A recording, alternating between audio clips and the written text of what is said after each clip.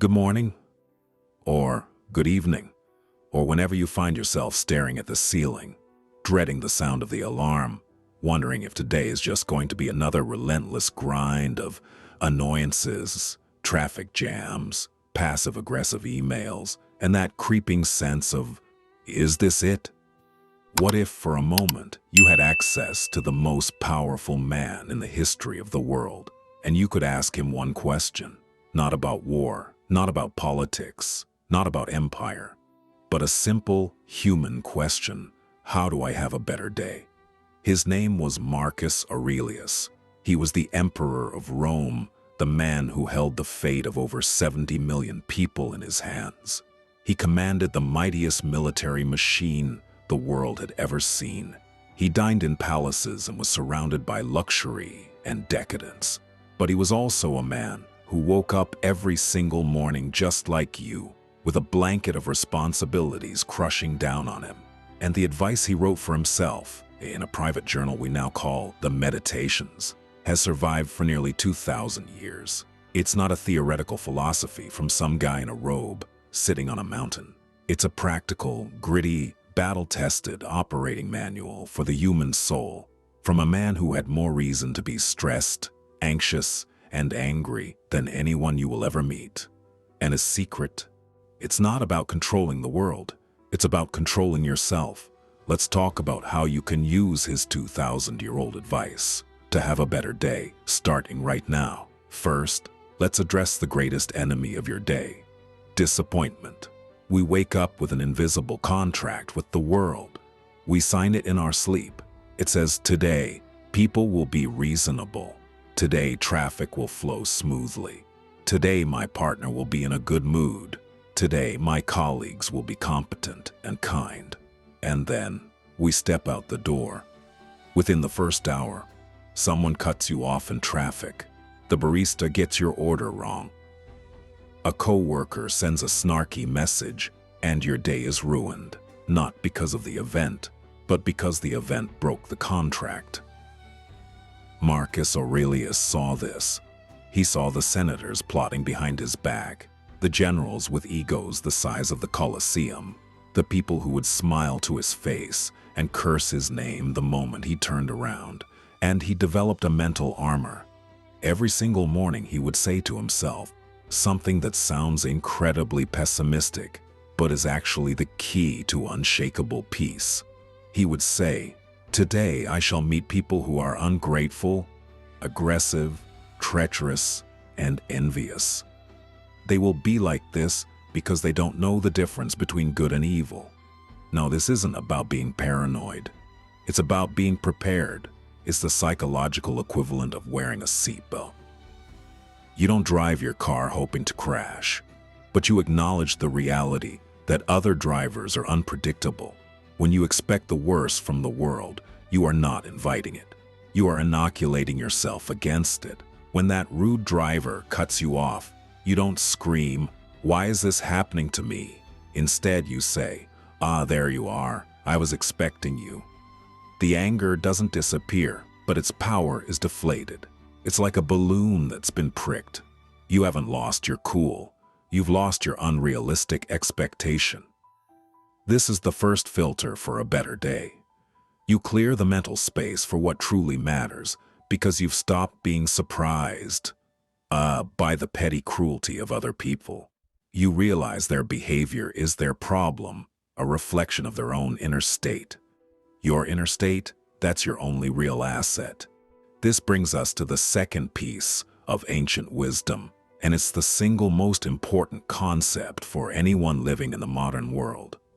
A world designed to distract you, to make you anxious about things you can't change.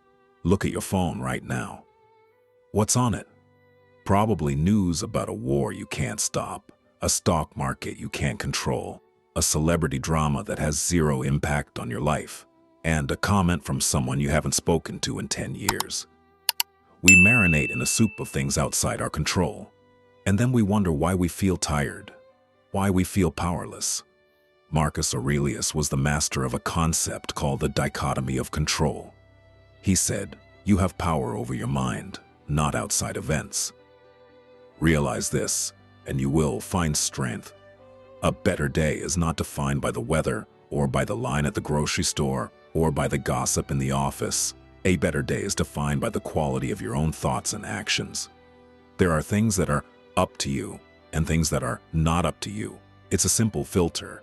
Is the traffic up to you? No. Is your reaction to being stuck in traffic up to you? Absolutely. Is the economy up to you? No. Is the effort you put into your work up to you? Yes. Is what your boss thinks about you up to you? No. It's their opinion, formed in their mind. Is the integrity with which you do your job up to you? Yes. The moment you wake up, you are handed two buckets. One is full of everything you can't control. Other people's opinions, the past, the future, the economy. The other bucket is for the things you can, your judgments, your values, your actions, your kindness. The mistake we all make is that we spend all day trying to pour water from the bucket we can't control into the one we can.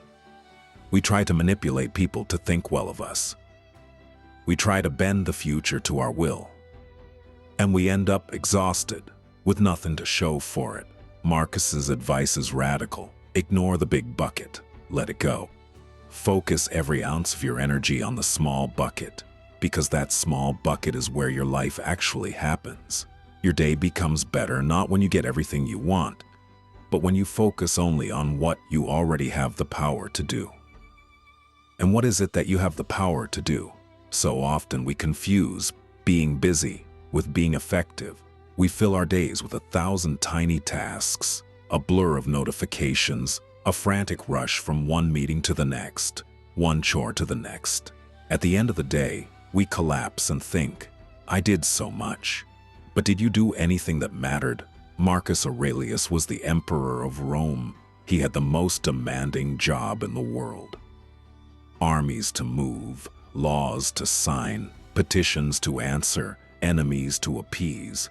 He could have easily filled every second of his day with frantic activity. But he knew a secret. The value of a day is not in its quantity of actions, but in its quality. He wrote, "If you seek tranquility, do less," or, more accurately, do what's essential. Do what the reason of a social being requires, and, as required. This brings the contentment of a good life. Do less.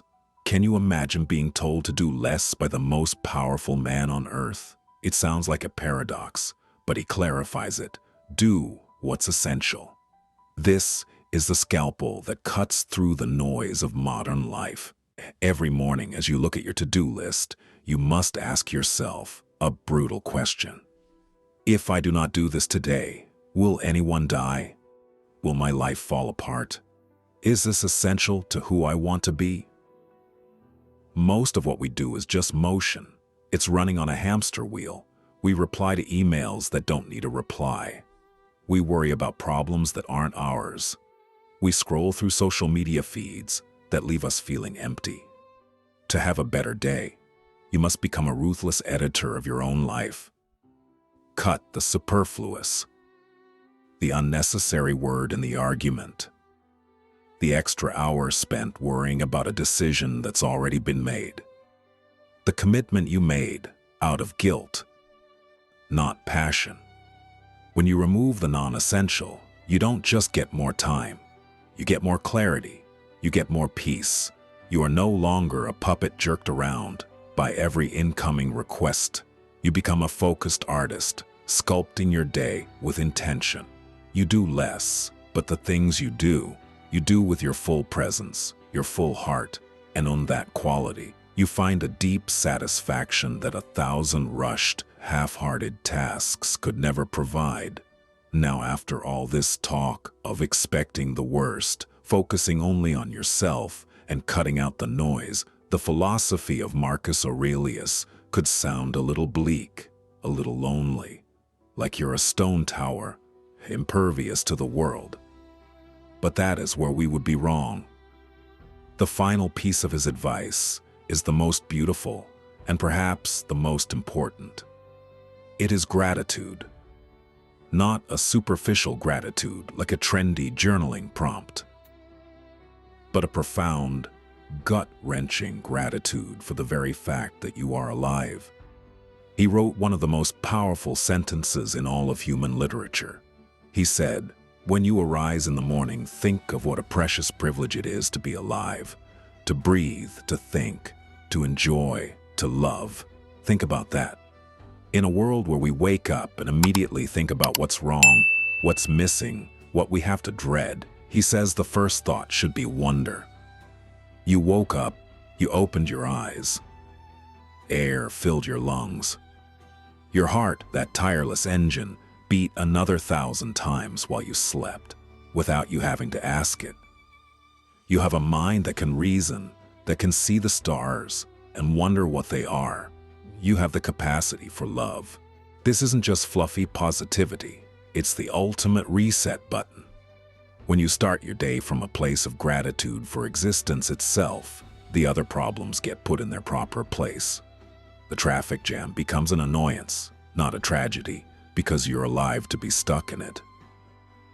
The rude comment from a stranger stings less because you are breathing the same air as the people you love.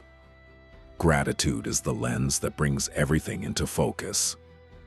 It reminds you that even on the worst day, the gift of being here is the only thing you ever really needed. A better day is built on the foundation of recognizing that this day, any day, is a treasure. So let's bring this back together. How do you have a better day? It's not a complicated ritual. It's a mindset. It's a series of conscious choices. You start by accepting the world as it is. You put on your armor in the morning, not expecting a parade, but expecting the chaos of human nature. When the rude person appears, you greet them with a quiet, "I was ready for you," and you move on. You spend your energy only on what is yours to control, your thoughts, your actions, your will. You let the rest of the world spin without you. You become a surgeon of your own schedule, cutting away the fat of the non-essential, so you can feast on the moments that truly matter, and you bookend it all with the profound awareness that just being here, just having this chance to try again, is the greatest gift you will ever receive. The Roman Empire is dust, the palaces have crumbled, the legions are gone, but the private notes of a man trying to be a good human being in a difficult world remain. They remain because human nature hasn't changed. We still get angry, we still get distracted, we still forget how precious this all is. Marcus Aurelius isn't just an old philosopher. He is your coach, your mentor, whispering in your ear from 2,000 years ago. He's telling you that the power to have a better day was never in the hands of the emperor, the politician, or the boss. It was always in yours. Now this is the point where most videos end. You nod, you feel a little inspired, and then you scroll away. But I want you to do something different. I want you to take this from a passive viewing experience to an active practice. Right now, before you click away, I want you to close your eyes for 10 seconds, just 10 seconds, and think of one thing you can control today, just one. Is it your patience with your kids? Is it your focus on a project? Is it your reaction to a difficult person? Pick one. Visualize it. Now open your eyes. That one thing is your mission for today. If you do nothing else, if the rest of the day is chaos, you have that one thing. That is your anchor. That is your practice. A better day isn't built on grand gestures. It's built on one conscious choice at a time. If this resonated with you, if you feel like you need more of this ancient wisdom to navigate the modern madness, then I invite you to join this community. Subscribe and hit the bell, not for me, but for yourself. So you get that reminder, that tap on the shoulder, to step out of the noise and back into the power of your own mind. Because the world will keep throwing chaos at you. That's its job. Your job is to build your inner citadel. And it starts today. It starts now. Go have a better day. You have everything you need.